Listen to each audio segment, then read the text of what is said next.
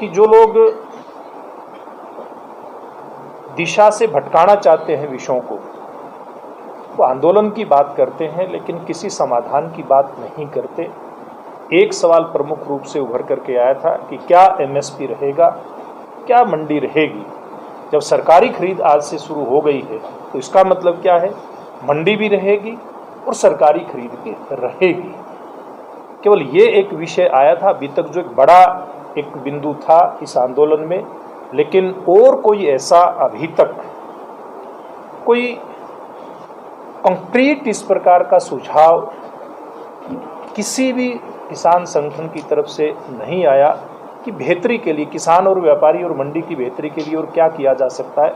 अगर वो आएगा तो हमारी पार्टी की सरकारें उस बात पर जरूर विचार करेंगी। और क्योंकि आज़ादी के बाद से लगातार अब तक किसान की खेती के उत्पादन की बात करें, उत्पादन के तौर तरीकों की बात करें या फसल के बिक्री के तौर तरीकों की बात करें, परंपरागत तरीके से ही हम लोग आगे बढ़ते रहे हैं। सरकारें भी उसी तरीके पर आगे बढ़ते रही हैं, किसान भी उसी पैटर्न पर उसी तरीके पर आगे बढ़ते रहे हैं। और हमारे जैसे राजनीतिक दल और संगठनों के साथ साथ अन्य किसान संगठन भी जो किसानों के मुद्दों को समय समय पर उठाते रहते हैं, वो भी जब आंदोलन करते थे इस बात को कहते थे कि किसान को उसकी फसल को अपनी मर्जी से बेचने के रास्ते भी खुलने चाहिए।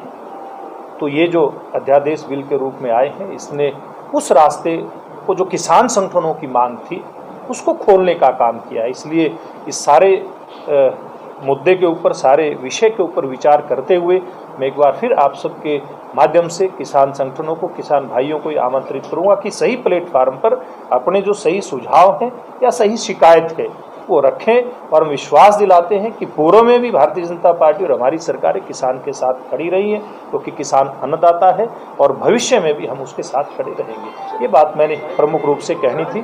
जो आंदोलन चल रहे हैं इसका जिम्मेवार किसे मानते हैं आप? देखिए, किसान जो है वो अपनी फसल पैदा करने के काम में इतना उसको लगा रहना पड़ता है, उसके पास इतनी फुर्सत नहीं होती अच्छे बुरे का कोई वो ज़्यादा विचार कर पाए, जो असली वास्तव में किसान हैं। लेकिन जिन लोगों ने राजनीति करनी होती है वो विषयों से भटकाते हैं, मुद्दों से भटकाते हैं, और वो जो मूल बात होती है उसके ऊपर विचार ना हो, राजनीतिक मुद्दा कैसे इस तरह के विषय बने, वो इस बात के मौके की तलाश में रहते हैं। और वर्तमान में भी कुछ लोगों ने इस मौके की तलाश की है और हमारे किसान भाई, जो भोले भाले किसान भाई हैं, जो खेत का काम करना जानते हैं, इन विषयों की समझ जिनके अंदर नहीं होती, उनको बहकाने का काम किया है। किसके ऊपर आरोप है सर? नाम बताइए। देखिए, सब लोग जानते हैं कौन कौन दल, कौन कौन लोग जो किसान के नाम की राजनीति करते रहे। अब किसी भी क्षेत्र में हम लोग देख लें, चाहे हिंदुस्तान की यानी कि भारत की बात कर लें या दुनिया की बात कर लें, समय समय के ऊपर बड़े सुधार हर क्षेत्र में होते रहे हैं। औद्योगिक क्षेत्र में सुधार नहीं हुए क्या? टैक्सेशन के क्षेत्र में सुधार नहीं हुए क्या? मार्केटिंग के मामले में सुधार नहीं हुए क्या? पूरी दुनिया आज एक परिवार के रूप में एक मार्केट बन गई।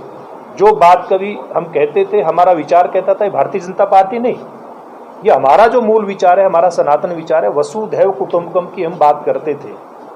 भारत, जो कभी हम अखंड भारत की बात करें या एक बहुत बड़े इस दुनिया के हिस्से की बात करें, हमारे देश का व्यापारी बड़े बड़े नाव, बड़े बड़े जो समुद्री जहाज थे उसके माध्यम से व्यापार करता था और एक दुनिया के बहुत बड़े हिस्से को प्रभावित करता था, और उस समय हम सोने की चिड़िया कहलाते थे।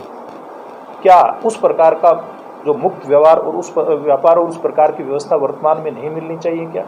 वर्तमान में भी हमारे चाहे किसान है, मजदूर को, उसको उसी प्रकार का मौका मिलना चाहिए। लेकिन आज से कुछ साल पहले खास करके कांग्रेस पार्टी के लोग इस तरह की बात के दावे करते थे कि अगर हमारी सरकार आएगी तो हम ऐसी व्यवस्था करेंगे।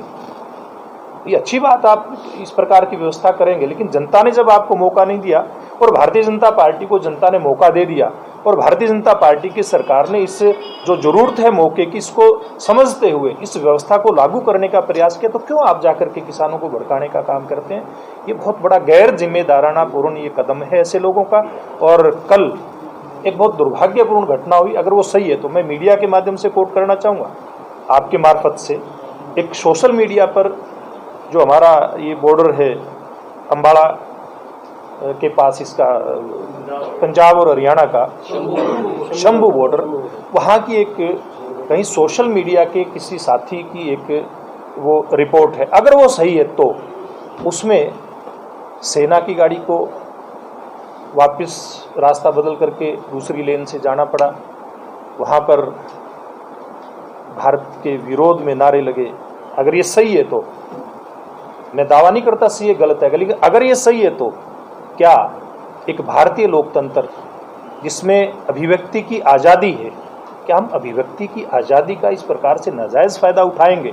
किसानों को ढाल बना करके अगर शरारत करता है कोई दूसरा व्यक्ति और उसका परिणाम फिर हमारे किसान भाई को भुगतना पड़ता है, कहाँ की राजनीति है? आपके माध्यम से कहना चाहता हूँ, इस प्रकार की जो गंदी राजनीति है, इस गंदे राजनीतिक खेल को ऐसे लोगों का बंद करना चाहिए। राहुल जी, 2019 के चुनाव में बहुत सारे लोग दूसरी पार्टी छोड़ के बीजेपी में आए और बीजेपी देखिए नया प्रयोग था, लेकिन नए प्रयोग के साइड इफेक्ट भी नजर आ रहे हैं। बहुत सारे पूर्व विधायक या कांग्रेस के, इनेलो के अब बेचारे बड़े दुखी हैं, कह रहे अंदर अंदर घुट रहे हैं, ना हमारे काम हो रहे ना सुनवाई हो रही। जी देखिए, परेशानी नया या पुराना कोई भी कार्यकर्ता हो पार्टी में, किसी को भी हो सकती है, लेकिन ये भारतीय जनता पार्टी है, ऐसे कहीं किसी भी हमारे कार्यकर्ता को, नेता को कहीं कोई समस्या होगी, उसको सुन करके उसका समाधान पूर्व में भी होता रहा है और वर्तमान में भी, चाहे हमारे मुख्यमंत्री मनोहर लाल जी हैं या फिर हमारे पार्टी के हरियाणा के नए प्रदेश अध्यक्ष ओम प्रकाश धनखड़ जी हैं, उनके माध्यम से ऐसी सब बातों का समाधान किया जाएगा।